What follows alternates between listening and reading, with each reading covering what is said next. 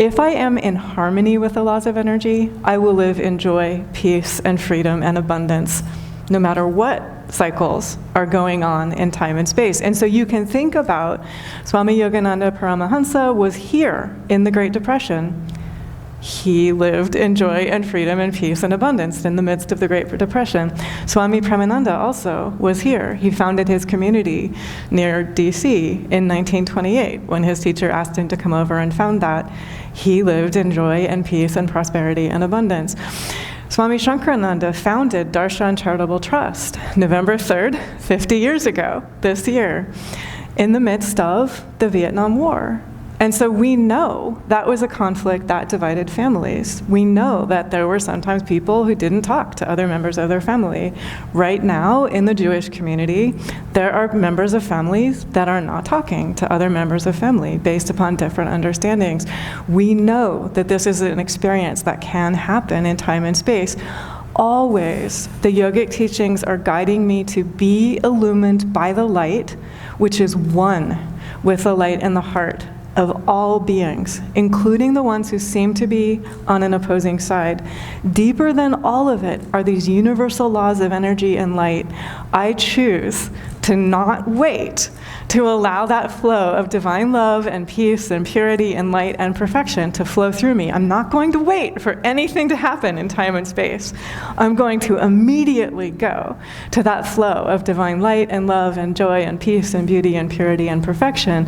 And then I will be guided from within. In this moment, the Buddha says, think good thoughts, speak what is righteous, choose and act in ways that are righteous. I will know from within because I will be in harmony, I will be aligned with and supported by that energy that upholds the whole universe.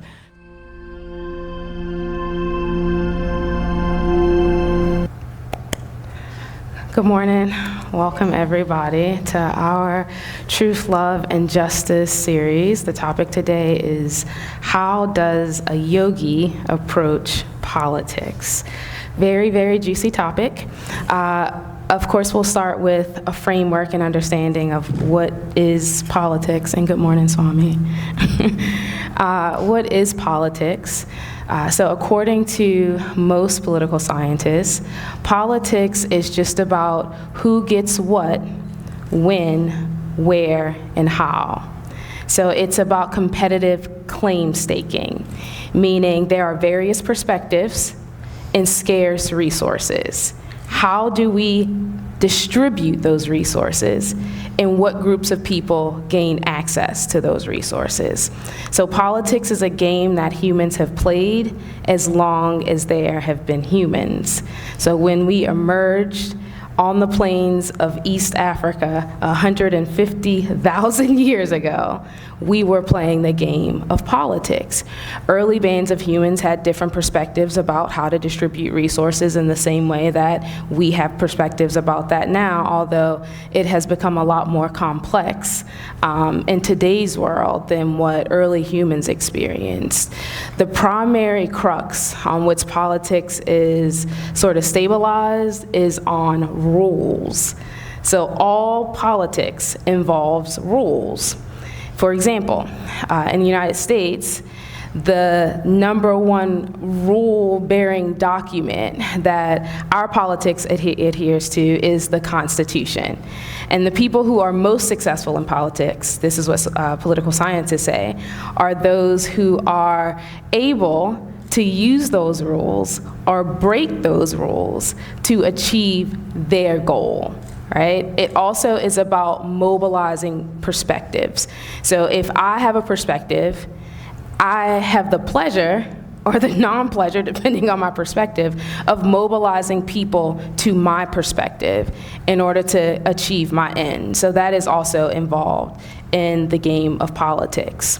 Another thing that's involved in politics, which makes it super interesting, is identity and culture. And that's why the political game looks different. And when we're thinking about large institutions like universities, like politics, like nonprofit organizations, depending on the institution, because there is a culture associated with a group of people who have an identity. A lot of times in politics, we tie our identity to the concepts and the ideas that are associated with a particular political party. If you are talking about government politics, or if you are looking at a university institution, we think the institution should be moving in this direction as opposed to that direction. All of that is rooted on ideas and concepts. So for the policies to work, for politics to work, we as humans first have to identify with the ideas on which those policies are built. And a lot of times our whole identity is wrapped up in that. These ideas and ideals represent who I am as a person. And so it becomes very personal. And when it becomes personal, when that attachment is there, then it can become violent, it can become tough, challenging to have sometimes productive conversations. So that is the basis of what politics is. And again, it's not just political in that when we think about political institutions. Politics happens in families as well. A minor example, and I'm totally making this up, a parent dies, and the siblings have to decide what to do with those resources that are left to the siblings. One sibling may say, I think we should sell mom's house. Another sibling might say, I don't think we should sell the house. There are two different perspectives. And so there has to be a dialogue, a narrative involved, and who can tell the best story. And whoever can tell the best story is able to mobilize or shift a perspective to get or accomplish their particular goal. And so the other thing that I did not mention, which I want to end with, is that narration and perspective is critical in politics, meaning there has to be a good story. And often the stories are differing. So how do you frame an event? One thing can happen, for example, say a boy kicked a ball. There are 100,000 different ways to tell a story of what that means. So whoever tells the best story that mobilizes the people the most are often able to accomplish their goals. And so again, narration is a really important part of politics. Keeping in mind, I've said some very key words that are deeply connected to yogic practices: identity, narration, perspective, ideas, and ideals. So we're going to keep coming back to this as we talk about how does a yogi approach politics. And I'll pass it to you, Swami, before we dive into our questions. I think we're good. We're to go good? straight to the questions. Okay, so I will add this then. Swami and I are not advocating any political perspective one way or another, to be very clear. We are just saying this is how a yogi approaches politics from the framework of this is what political scientists say politics is. Just want to be very clear about that. Very first question that we have: what if my political beliefs or perspectives are different from the beliefs or perspectives of people that I care about or love? Why don't you start, Swami? Thank you for the intro. Yeah. Really appreciate it. So one of the things to just observe is that this happens in human life, that humans go through cycles where we have conversations about who are we, what do we believe, how are we going to proceed? And that's, in fact, exactly where the Bhagavad Gita begins. And so I think this is not an accident. The beginning of the Bhagavad Gita, Arjuna finds that he is a ray. Welcome. Thanks for joining us. If you are enjoying this content, please like, share, and subscribe. It helps joy travel. On one side, and on the other side, stands people he dearly loves, beloved family members, people he reveres and respects. And so the Bhagavad Gita is telling us that this can happen in time and space. And if it does happen, what the Bhagavad Gita is saying throughout the teachings that are shared in the Bhagavad Gita is, be a yogi at all times. And so we'll continue to unfold this, but some of the principles are, the Gita says, the unwise are attached to pleasure and power. It says, be wise, be a yogi. And it says, a yogi rises above the pairs of opposites. A yogi is established on truth. A yogi is a yogi always. A yogi is never deluded. And so what this means is, if you're thinking about putting into practice some of the principles that Acharya Kashi was talking about, always I turn directly within to the light of the divine, and I ask, what is truth? What is real in the light of the divine? What the yogic teachings make very clear is that the energy that pours forth into this whole universe is radiance. It is the energy of light. The energy of light upholds the whole universe. Laws of energy universally operate in time and space. Everyone is supported by these laws of energy. If I am in harmony with the laws of energy, I will live in joy, peace, and freedom and abundance, no matter what cycles are going on in time and space. And so you can think about Swami Yogananda Paramahansa was here in the Great Depression. He lived in joy and freedom and peace and abundance in the midst of the Great Depression. Swami Premananda also was here. He founded his community near DC in 1928 when his teacher asked him to come over and found that. He lived in joy and peace and prosperity and abundance. Swami Shankarananda founded Darshan Charitable Trust November 3rd, 50 years ago, this year, in the midst of the Vietnam War. And so we know that was a conflict that divided families. We know that there were sometimes people who didn't talk to other members of their family. Right now, in the Jewish community, there are members of families that are not talking to other members of family based upon different understandings. We know that this is an experience that can happen in time and space. Always, the yogic teachings are guiding me to be illumined by the light, which is one with the light in the heart of all beings, including the ones who seem to be on an opposing side. Deeper than all of it are these universal laws of energy and light. I choose to not wait to allow that flow of divine love and peace and purity and light and perfection to flow through me. I'm not going to wait for anything to happen in time and space. I'm going to immediately go to that flow of divine light and love and joy and peace and beauty and purity and perfection. And then I will be guided from within. In this moment, the Buddha says, think good thoughts. Speak what is righteous. Choose and act in ways that are righteous. I will know from within because I will be in harmony. I will be aligned with and supported by that energy that upholds the whole universe. So I'll just pause and thank you, Swami. Welcome. You're chiming in. So I was also meditating on the Bhagavad Gita for this question, which is situated within the Mahabharata, which is a story that is actually about to a family, the Pandavas, which are 5 brothers, and the Kauravas, they're cousins.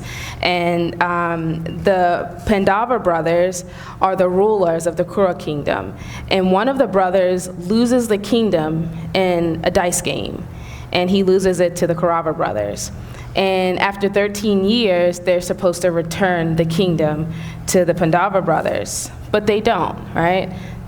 We have all of the power. Why would we just give it back after 13 years? It doesn't make any sense. And so the war that's happening in the Bhagavad Gita is around this. And Arjun, he is a family member of the Pandava brothers. So of course, he is family with the folks who are on the field with him. Those are his family and his friends. So that begins the conversation. Thus begins the conversation, rather, that he has with Krishna. And as I meditated on it, it was just very clear that to have opposing opinions in the realm of time and space, it's kind of like welcome to planet Earth. This is a part of it.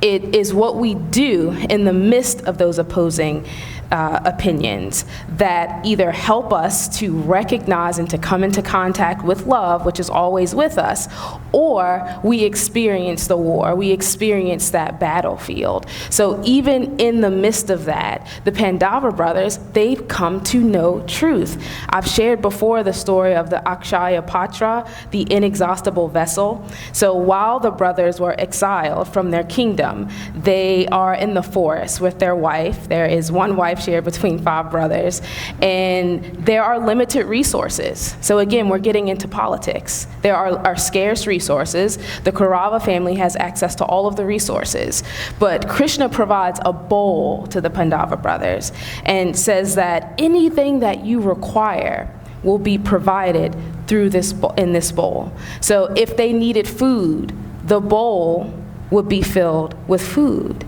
If they required an instrument to cross a river, that instrument was provided in that bowl. And so as we walk through our human experience, even in the midst of what appears to be polarization, even in the midst of what appears to be war, lack of clarity, doubt, lack of peace, each of us carries that Acharya Patra.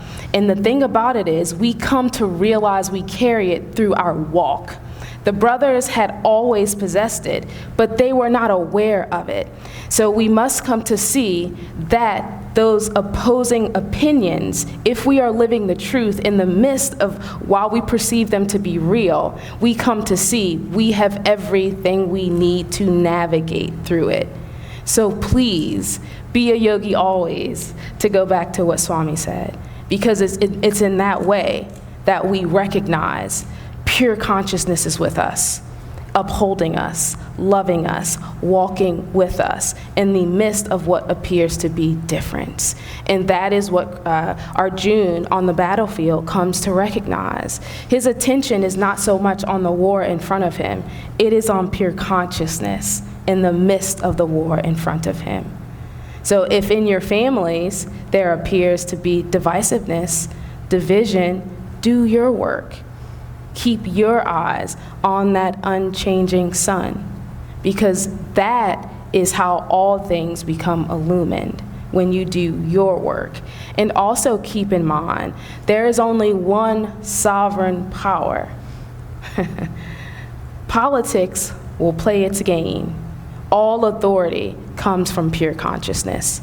There is nothing that exists that is here because grace did not make it so. That's everything. And if that feels uncomfortable, just keep meditating. Just keep praying. Just say, Lord, I'm willing to see. I'm willing to let go of whatever reactivity that exists within me, which makes it difficult for me to recognize your sovereignty. I surrender that. So again, all difference helps us come to recognize that which is the same in all, if we keep our eyes on truth in the midst of it. And again, that's what the Mahabharata, the story of those brothers, and the story of Arjuna and Krishna is helping to make visible to us. Will there ever be harmony in politics when all the different sides will be together in one vision? So for this question, I was reading Ramana Maharshi, and it was so good. It was also long enough that I felt like I should just bring in my Kindle as opposed to print it out. So I'm gonna start with that. And he's speaking with a devotee. And so I'll try to make it clear who's speaking. It will probably be obvious. The voice of wisdom is Ramana Maharshi. So the devotee says to Ramana Maharshi, Brahman is equal to all. There cannot be any distinction there. Caste distinction is against the highest principle.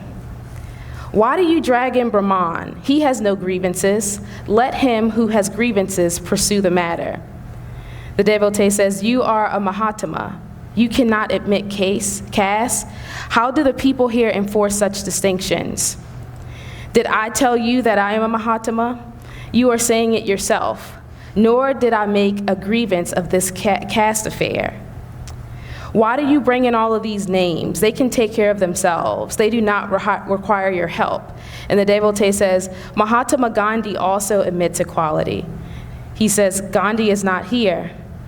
The devotee says, Aurobindo does not approve of caste. Do you approve of them?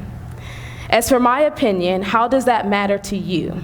How will it be of any use to you? Have you got any opinion on the matter? That alone will affect you, not the opinion of others.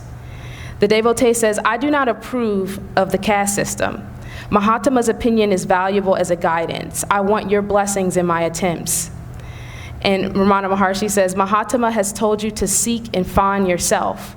You will not do it, but you require his blessings. And the devotee says, I'm trying to follow the instructions, but caste distinction is painful. It must go. To whom does it cause pain? The members of the society. Ramana Maharshi says, it is you who say it. There are countries where there are no such distinctions of caste. Are they free from trouble? There are wars, etc. Why do you not remedy the evils there? There are troubles here also. Ramana Maharshi says, differences are always there. There are not only human beings, but also animals, plants, etc. The state of affairs cannot be helped. And the devotee says, we do not mind the animals, etc. at present. Why not? If they could speak, they would claim equality with you and dispute your claims no less vigorously than human beings. But we cannot help it. It is God's work. And Ramana Maharshi says, if that is God's work, then the other part is your work. Is that so? And the devotee says, it is man-made distinctions. You need not notice these distinctions. There is diversity in the world. A unity runs through the diversity. The self is the same in all. There is no difference in spirit. All the differences are external and superficial. You find out the unity and be happy. I'll stop there, but it just goes on, just like that. But what I loved about this, connecting it to this question, will there ever be harmony in politics? Diversity is a part of the process. There is unity in the diversity. The devotee is asking Ramana Maharshi all of these questions. Ramana Maharshi's like, that you don't even know who you are. These questions are irrelevant. Ask the right question. When we feel like, why is this X, Y, and Z? Who is it that is asking the question? Trace it. He says that good and evil are relative concepts which come from the ego. Trace that ego and you will find the self. Essentially meaning that it's all God. So in the midst of the times where we're like, there's no harmony here, remember, diversity is a part of the process. Our skin comes in different hues. Our bodies come in different heights. The rainforest in this part of the world is different from the rainforest in another part of the world. The ocean, the color of the ocean in this part of the world is different from the ocean and the color of the ocean in another part of the world. In appearance, with the senses, difference is a part of it. Our goal as a yogi is to see the unity inherent in everything, and to be discerning and to be mindful of the questions that we posit for ourselves, because we have to own that. Ramana Maharshi is saying, you're asking about the opinion of other people, but all that matters is what is inside of you. What is your perspective? What are the limitations that you are holding on to? What is the reactivity that exists within you? Because knowing the perspective of another does not help you to get clear about reality. So help yourself get clear about reality, and then you will know harmony, whatever is happening in the realm of time and space. This reading also reminded me of a letter that Mahatma Gandhi wrote to Hitler in 1940. And he starts the letter with, "Dear friend." So I think I actually will read that letter, but for now I'll pause, because it is really making visible how in the midst of what appears to be lack of harmony, a human who is centered in truth can be total harmony right there. So I think I'll just chime in and say, I'll give very concrete examples. Anandamayi Ma was an incarnation of bliss, and she didn't wait around for human conflicts to resolve themselves before she decided to feel bliss within herself and then share bliss with everyone else. And so this is the task for each of us, to be our true self. And the true self of each of us, it's not limited, it's not querulous, it's not afraid, it's not filled with worry, it's not judgmental, it's unlimited. And this is one of the reasons why I dearly love these teachings from Lahiri Mahashaya, He says, let humanity grow in the knowledge of truth, in the power of righteousness, in the courage of self-determination, in the beneficence of noble deeds, in the wisdom of contemplation and meditation, and above all, in the inner light of self-revelation and self-realization, and its progress and peace will be permanently assured. So whatever I would like to see, it actually begins by turning within. So if I would like to see peace and harmony and unity, then I turn within. And from within myself, my experience will be peace and harmony and unity. And that will be present in my interactions and in the structures that I help create. The structures are not outside of humans, they're created by humans. So the more that I am in that energy of joy and love and respect and peace and harmony within, then the more I make that energy and potential choice available to others. It's never imposed upon another, but it can be chosen freely by another. So the more that we contribute, Swami Yogananda Paramahansa said, make bank deposits of smiles and kindness and joy. And then that makes smiles and kindness and joy present in the universal bank that every human has the ability to draw upon. And so for myself, focus very clearly, what would I like to help be visible in my life and world? And then remember the source of that comes from within me.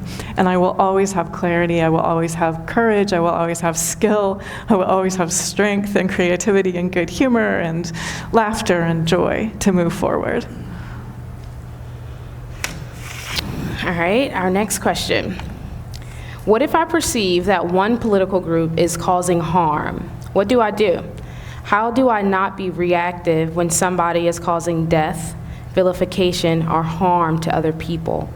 How do I not get entangled in feeling self-righteous, opinionated, judgmental of other positions? Swami, why don't you start? Okay, I'll chime in. So one of the things shared by the Buddha, truly, we dwell in happiness. Others hate, but we do not. Surrounded by those who hate, we live free from hatred.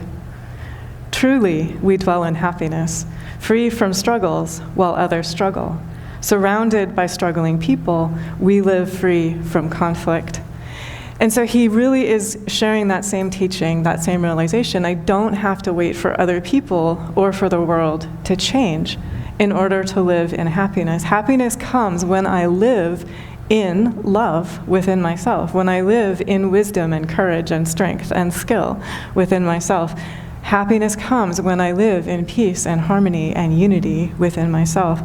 I also want to acknowledge that it is a natural human response. If you look and you see someone who is expressing hatred, you might have a feeling of caring, a feeling of concern. That is a natural response for a pure-hearted human. So there's nothing wrong with you if you have that response. Also, practice self-observation. And so if you find yourself consumed by worry or consumed by fear, then I will have the awareness I'm going to be less helpful to whatever I would love to help create. And so I can notice I have concern about this energy that humans are engaged in. It is old energy patterns that humans are engaged in. And pretty clearly on the planet right now, old energy patterns are lifting into awareness so that humans can look and can consciously say, do I want to continue that old model, that old pattern? Or would I love instead to bring understanding and healing and peace and joy and resolution and freedom and mercy and compassion and joyful, harmonious forward movement so that I am living in a world I love to live in, and everyone else is also living in a world that I love to live in. And so just to have patience and peace and steadiness with yourself, do remember as well, the laws of energy are always in operation for everyone. Mm-hmm. If I choose to react, who is going to be affected by that? I am affecting myself. Mm-hmm. And so this is one of the reasons why Swami Shankarananda says, I am free to heal my reactivity. This very moment, I am free. I am free to choose, what would I love to feel? And if I would love to be absorbed in that flow of divine love, I just ask myself, how does the flow of divine love feel in my own heart? And I allow myself to be absorbed in that feeling. And I love the flow of divine love in my heart so much that no matter what, lovely human sisters and brothers on the planet are engaged in, I'm not going to choose to interrupt that flow of divine love in my heart. And I know as well, if they are expressing vilification or judgment, they are in misery, not in the future. They are in misery right now. They are suffering. And so, compassionately, I cannot think of myself as better than another or worse than another. It's not possible, because that's just the play of light. It's the play of the same one light. The moment I think I have to be patient because they're just not quite as mature as I am, that person is not going to be able to be present with me in the same way that they are able to be present with me if I think, you're my sister, you're my brother, you're my uncle, you're my auntie, you're my friend. Whatever you are experiencing right now, you are the light, and it's the self-same light that dwells in my heart, that dwells in the heart of Jesus. Remember Jesus sharing the teachings of truth while his homeland was occupied by a foreign oppressive power. He didn't say that has to change. He said the kingdom of heaven is within you. He said the kingdom of heaven is among you. Now, right now. You don't have to wait for all that human stuff to change. Go to the kingdom of heaven. Be the kingdom of heaven. Clear your heart and your awareness so that you see the kingdom of heaven. It's already right here, even in the midst of the human confusion from which I am not separate. And so for any of us, we're not separate. And so there doesn't need to be any judgment or self-righteousness or reactivity. I take responsibility for whatever's in myself, and that moment I am free. That moment I have the ability to be the kingdom of heaven right here and right now, and to recognize that same reality, that same potentiality dwells in the hearts of all beings. Thank you, Swami. There is a true story of a statue in Thailand that several hundred years ago was covered in stucco. It's a solid gold Buddha statue.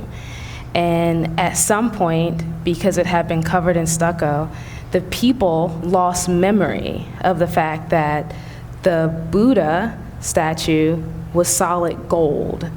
And so it was placed in a temple outside, and after about 200 years of the sun daily beaming on that statue, the stucco began to fall, and somebody noticed a gleam, a glimmer, a shining, and went over to the statue, scratched it, and the stucco began to fall off. And they realized, oh my God, this is a solid gold Buddha statue that has been covered for over 200 years. So they cleaned the statue off. They learned the history of the statue, that there had been a war, and in order to prevent that statue from being stolen, somebody had covered it up so that it would stay in their land.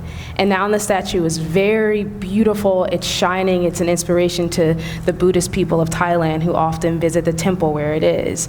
And in many ways, each of us, including those who cause harm to others, those who villainize and those who murder, we're like that statue, and that we are a shining filigree. We're shining gold. And every time that we attach ourselves, every time that we choose duality, it's like we're burying ourselves beneath the stucco. And so many of the people that we look at and we say, gosh, this is a really horrible human. They're just a Buddha statue covered by stucco. Every time that we identify, if we're playing the game of politics and we feel rage or we feel anger, we are also that Buddha statue covering ourselves in stucco. So the invitation to us is to just be what we are, which is shining, which is illumined, which is brilliant, which is beautiful, and to remember that is the true nature of everyone. That includes those who are unskillful, who make horrible mistakes, and will have to live with the consequences of their choices. Each of us must live with the consequences of our choices. So in that way, I am responsible for me, and only me. And so whenever I meet, whatever I meet, I have to make my choice. I have to choose my choice. We're not responsible for what shows up, but we are responsible for how we react to what shows up. And so keep in mind, everybody is that shining Buddha. And often they're just covered in muck, and it's difficult to see. And they have placed it there themselves. But it doesn't change what is true. It doesn't change who they are. It doesn't change what is real. There's another story that comes from the Buddha of Angulimala. Angulimala was a known murderer in this area where the Buddha lived, and he terrorized people in a certain portion of the forest. And the Buddha one day had to walk through that area. And so as he got close to the area where Angulimala was, the people of the forest said to Buddha, "You don't want to go that way, bro. It is a crazy dude down there who has harmed a lot of people." And the Buddha said, "This is my path, this is my direction, this is the way that I'm walking." And so he walked that path through the forest, and Angulimala saw him as he was walking. And every time that he reached out to grasp the Buddha to harm him, he just couldn't touch him. So Angulimala tries to run, and as he's running with everything that's in him, and he still could not touch the Buddha. And so he pauses and he says, "What? I don't understand." And so the Buddha spoke to him and says, "That which I am is untouchable." And eventually Angulimala became a student of the Buddha. And there's more to the story, but the point is that what we are in truth can never be harmed. What we are in truth can never be touched. And when we're living from that place of non-reactivity in the way that the Buddha is and what he represents in this story, everything here in the realm of time and space can never harm what we are. And that includes the people who suffer. That includes the people who are harmed. What they are in truth can never be touched. So let us keep that in mind. I second Swami when she said that when we see people experience painful experiences, it's normal for us to have compassion. It's normal for us to want to extend a hand. It's normal for us to want to uplift and encourage and to be a part of the solution. And in order to be a part of the solution, we have to be connected with the energy of the solution. We have to be like Krishna's flute, empty. We have to be totally empty so that pure consciousness can play through us in the way that is most helpful, that is most uplifting to all involved. And so as long as we are connecting with what is real, and then we take inspired action, we can be of most service. And that is how things are transformed. The Buddha, most connected to what is most connected to reality, just coming into contact with that, Angulimala is transformed. And so that is how we transform or change our world. When we transform or change what's happening with us internally, it really does make a difference in the realm of time and space. Alrighty, our last question. How do we focus on truth playing out in space and time, even in the midst of human confusion?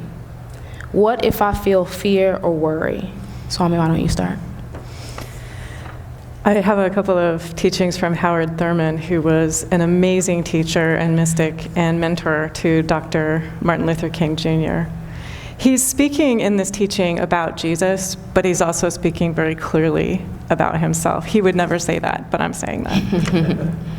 I must make of my life the expression of the will of God, on the assumption that the will of God would be so radiant in me that its impact on the minds and spirits of other people would elicit in them a response of the same character and quality. So for each of us to be so in contact with the energy of radiance, which is inseparable from the energy of divine love, divine wisdom, and divine will, knowing that what happens then is right where we are, the divine is a magnificent instrument to be of service to the realization of radiance, the realization of divine love and wisdom, the divine courage, the divine strength, the divine joy, the divine peace, the divine freedom, right where we are.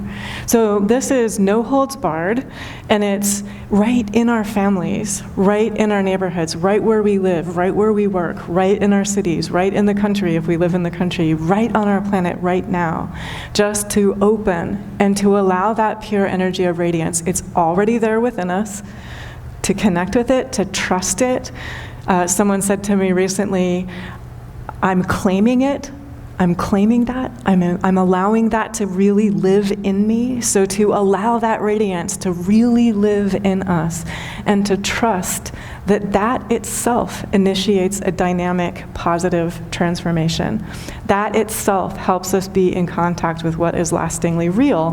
When we are in contact with what is lastingly real, we're in contact with the energy of the miraculous. And we cannot possibly anticipate in advance how human systems and thinking and structures can change. So Nelson Mandela said, they always say it's impossible until it's done. And Howard Thurman is saying something very similar in this next teaching, which I'm going to share. He says, humans heal where there seems to be no possibility of healing. They do the impossible all the time. They live on the verge of the possibility of the miraculous. And here and there, the relentless momentum of their past experiences, infused with the dynamics of their desire, pushes them into the realm of the miraculous. Each of us lives in the realm of the miraculous in our hearts. Every time we meditate, every time we practice Kriya Yoga, every time we practice Karma Yoga, we are in contact with what seems to be impossible in time and space. And to supreme love, all things are possible. To one who believes, all things are possible. So each of us is continually showing up with complete freshness, knowing that the divine was perfectly divine through Howard Thurman. The divine wants to be perfectly divine through you and me and through every human sister and brother, every human kin on the planet in an unprecedented, entirely fresh, new way. And so for each of us to continue opening our hearts and allowing this radiance, this realm of the miraculous to live, to breathe, to be, to look out through my eyes, to forgive through me, to let go of any pain that I have been carrying, to let go of any blame or shame or guilt that I have been carrying, to forgive myself from any unskillful action that I have committed in ignorance or in knowing and doing it anyway. And then that frees and empowers me to forgive everyone else from any unskillful action that they might have engaged in as well. It frees me to be anchored in that energy of radiance, in that energy of divine love, divine joy, divine wisdom, and divine will. When I'm in that energy, there's no fear, there's no worry. There's only this outrageous joy, like this energy of laughter that is unquenchable, this energy of divine magnificence. And each of us is that. In our true nature, each of us is that always. And as we live in that energy, we recognize everyone else on the planet is also that energy of the realm of the miraculous. Guess how the humans in your life are going to respond to you when you know they are the energy of the realm of the miraculous? Your conversations with them will change. Your interactions with them will change. Your love that you are able to feel through your human heart and that is able to be reflected back to you through other pure-hearted, sincere humans, that will change. And of course, human structures will change. Of course, human ideas will change. Of course, it always seems impossible until it's done, and we're all here to be part of that magnificent, radiant realm of the miraculous. So thank you, because it makes a really beautiful difference that you are here. That was a mic drop. Thank you, Swami. That's it. That's it. That's all. Do you want to close with a prayer? Yeah, let's do it. Heavenly Mother, Father, God, we just give such thanks for all that is, for every opportunity you have offered us to come into contact with what is real, that our lives are the living Bibles, the living testaments. By grace you have made it so. Amen. And I will silently share a blessing. This is a blessing that helps activate the energy of that energy of that radiance, the energy of divine love and will and courage and strength and skillful action and good thoughts and steadiness on the path, moving forward, knowing that the true nature of each of us is the realm of the miraculous.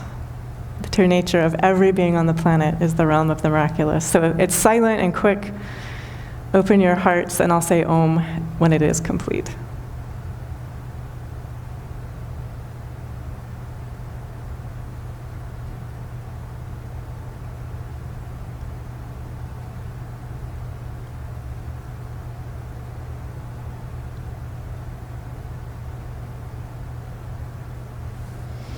Om.